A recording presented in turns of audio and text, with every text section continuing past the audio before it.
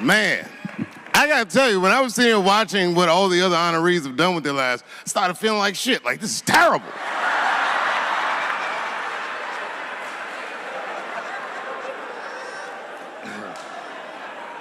And then Bobo brought me up and started out good with that Ali picture, and then it just, whew.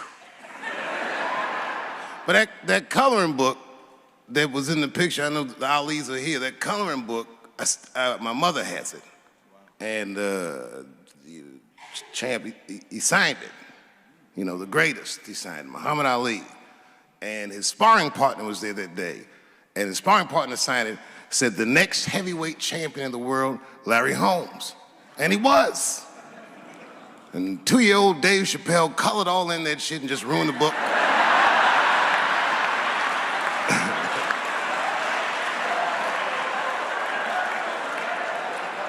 But I remember part of the book that I remember real vividly, because I asked my mother about it when I was a kid. There's a part where there's a picture of Ali throwing his Olympic gold medal into the Ohio River. That's why it's so weird for me being here. You know, both my parents were very brilliant. My dad went to Brown in 1955. That's right. He told me at the time he was one of 3 black students. He said one of the guys got accused of a rape that he probably didn't commit. And the other guy killed himself, and Dad said, and I left. And see, that's what makes us Chappelle's great. We know when to quit.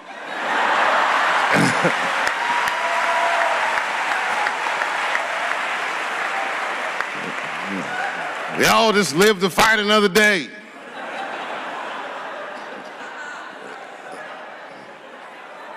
I gotta say, I'm very honored to be here, and I'm very honored to be here with the other honorees. Really, I'm like very humbled by you all, the work that you do, and you all make me want to be better. All of you.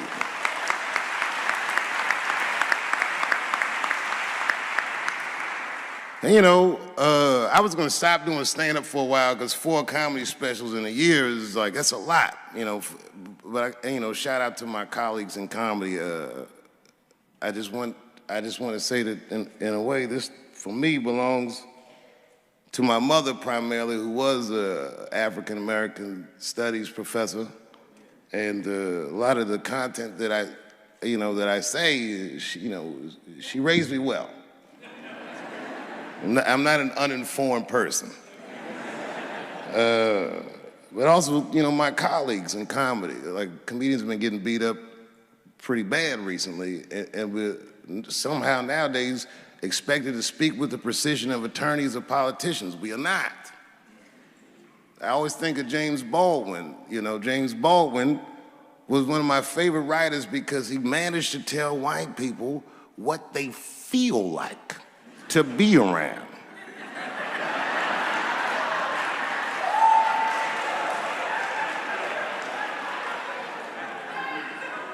So I ain't gonna hang up my gloves yet. I think I got one more special in me. So to quote Baldwin, God gave Noah the rainbow sign. It's no more water, it's the fire next time. Thank you very much.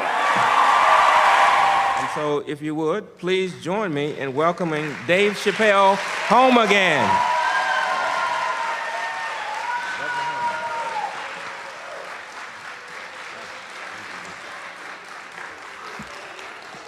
Oh, thank you.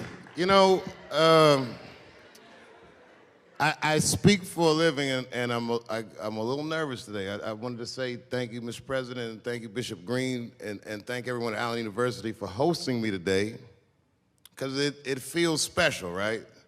When I think of this great-grandfather that I've heard about in my life, but never actually touched his legacy. So it's like the product of his loins coming to meet the product of his work.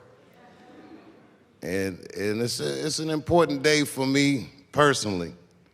And I know a lot of you guys are students, and I just want to tell you I'm the first person in my family to not go to college. And as the president has told you, I've done outstanding in spite of that.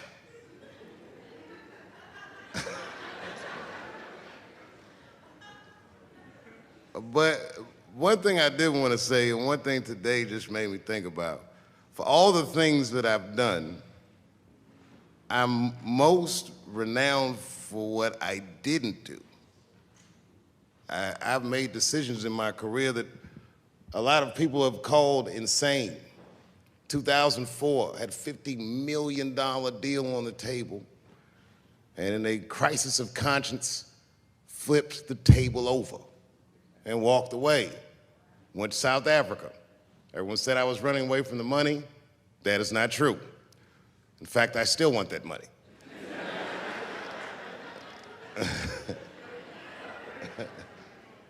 The idea that I wanted to just share with you guys is the idea that sometimes you do what you think is best, whether anybody understands it or not.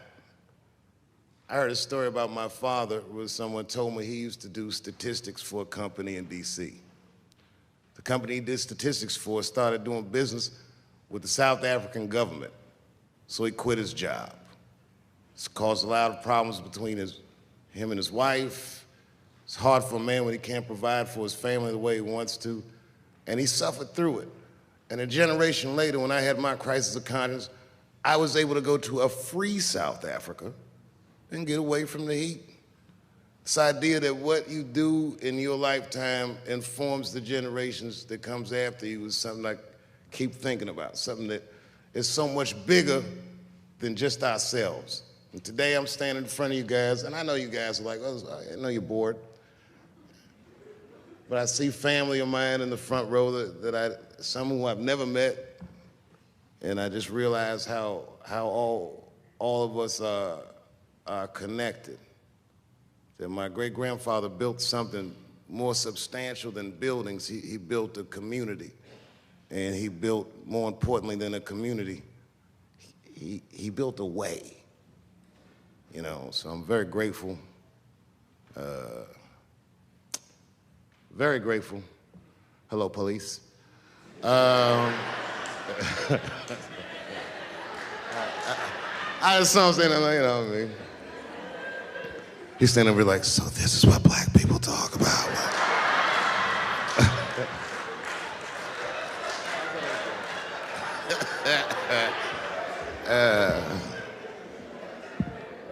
I just want you guys to remember, you know, that right now there's this thing where ethics aren't what they used to be. This idea that people are trying to replace the ideas of good and bad with better or worse. And that is incorrect. You gotta keep your ethics intact because good and bad is a compass that helps you find the way. And a person that only does what's better or worse is the easiest type of person to control. They are a mouse in a maze that just finds the cheese. But the one who knows about good and bad will realize that he's in a maze. So, that being said, I just hope that all of you guys transcend whatever you see as your obstacles and that you live outstanding lives and that you stay connected to your communities because you have so much power there, and that you grow your communities and you diversify your communities, and that you don't let anybody tell you you can't or to be afraid. It's okay to be afraid because you can't be brave or courageous without fear. The idea of being courageous is that even though you're scared, you just do the right thing anyway. So in 2004, I walked away from $50 million, and in November, I made a deal for $60 million. So,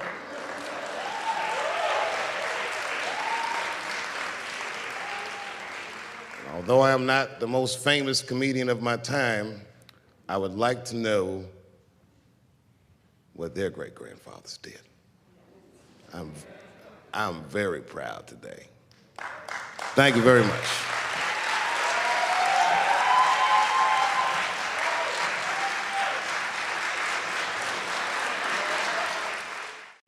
Boy, this comes as a complete surprise.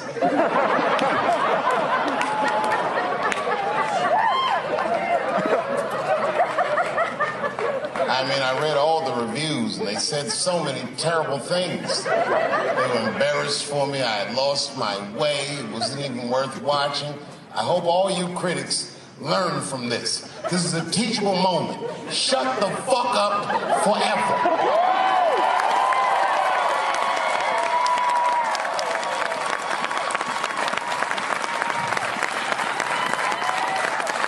Two in a night. These aren't them. These are the ones I won for the other ones, motherfucker. I would like to thank my editor who was nominated. Unfortunately, he did not win, but I couldn't have been more honored to work with Jeff Urin.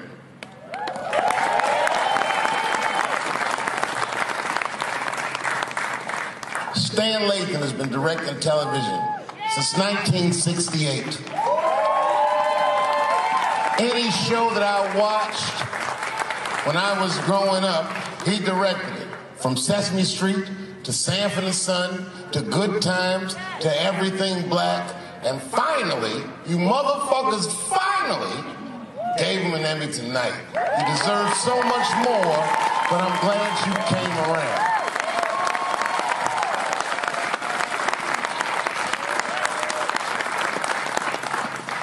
I'd like to shout out all the other nominees tonight. Tiffany Haddish and Patton Oswalt and Hannah Gatsby and Brother Mulaney. You guys are an inspiration to me, and I'm honored to be nominated with you. I'm sorry that you didn't win tonight, but who gives a fuck anyway? It's a special night because comedy gets to be itself. It's all we've ever wanted. I hope the war is over. We good? And as always, I'd love to thank my wife, Elaine.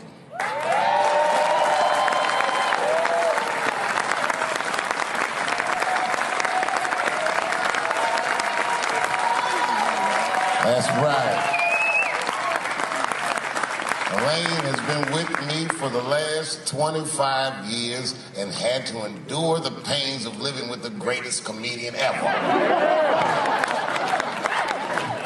See you on Monday. Thank you very much. Good night.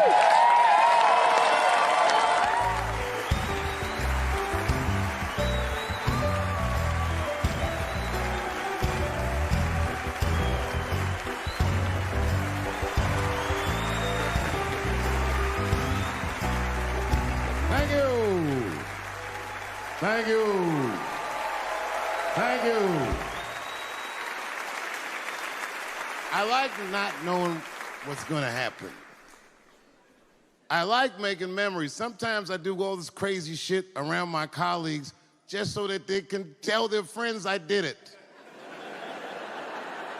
But rather than talk about myself, just briefly, I want to just talk about my genre. Stand-up comedy is an incredibly American genre. I don't think any other country could produce this many comedians. And unbeknownst to many people in this audience, I don't think there's opinion that it exists in this country that is not represented in a comedy club by somebody. Each and every one of you has a champion in the room. We watch you guys fight, but when we're together, we talk it out. I know comics that are very racist, and I watch them on stage, and everyone's laughing, and I'm like, that motherfucker means that shit.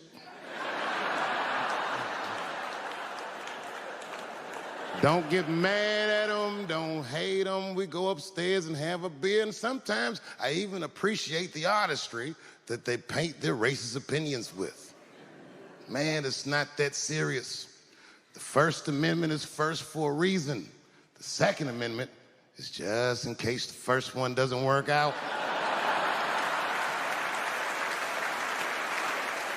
We gotta let some air out of the ball, man. The country's getting a little tight. It doesn't feel like it's ever felt in my lifetime. So tonight, I am honored that my colleagues are here. In comedy, and in music.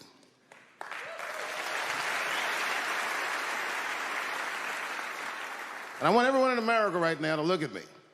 Look at me smoking indoors. I didn't ask anybody, I just did it. What are they gonna do? Kick me out before I get the prize? No, nigga, this is called leverage.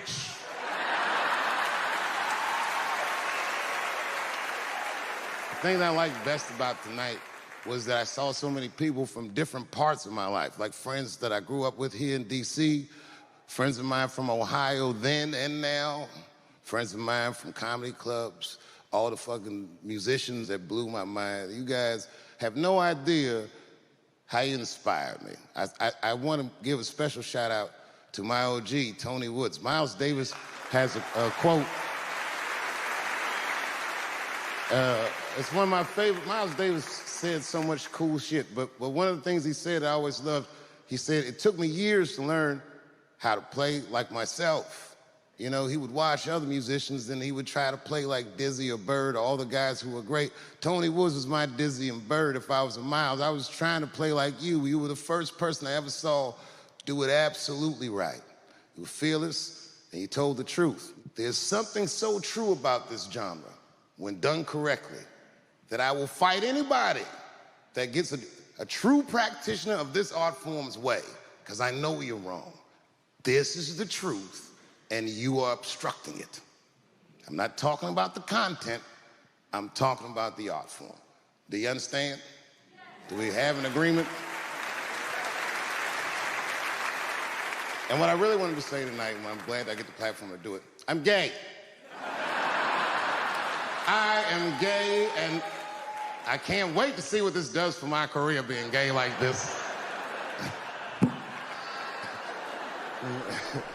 So many special shout outs. One of the main architects of the comeback of the century, my brother and my mentor, the mighty Stan Lathan. I never dreamed that I would be able to work with someone as great as you. These last 5 specials, straight fire. I wouldn't want to do another special with anybody else but you. So eat your motherfucking vegetables and live as long as you can, because we doing a few more of these bitches. Neil Brennan, your speech made me cry, because it reminded me of all those hard days of work and all that money I never got for it. The other real special shout out I gotta make, because none of this would have been possible on any level without this person, is my mother. Mom. My mother.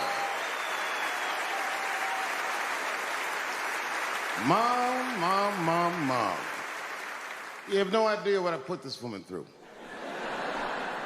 If you had just given birth to me, that would have been more than enough. But the fact that she raised me and raised me well, we had a real oral tradition in our house. I knew the word griot when I was a little boy. A griot was a person in Africa who's charged with keeping the stories of the village.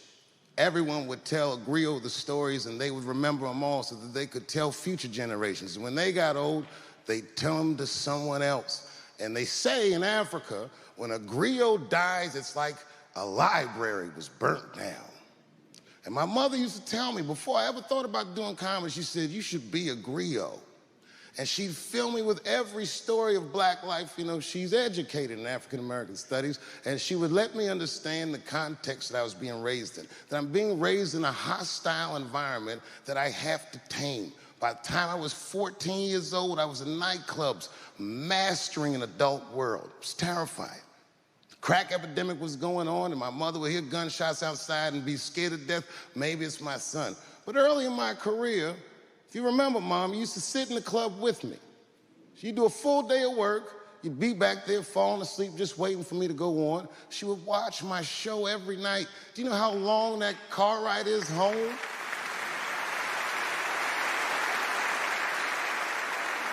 How many of you have ever heard your mother say, pussy jokes were a little too much tonight, son?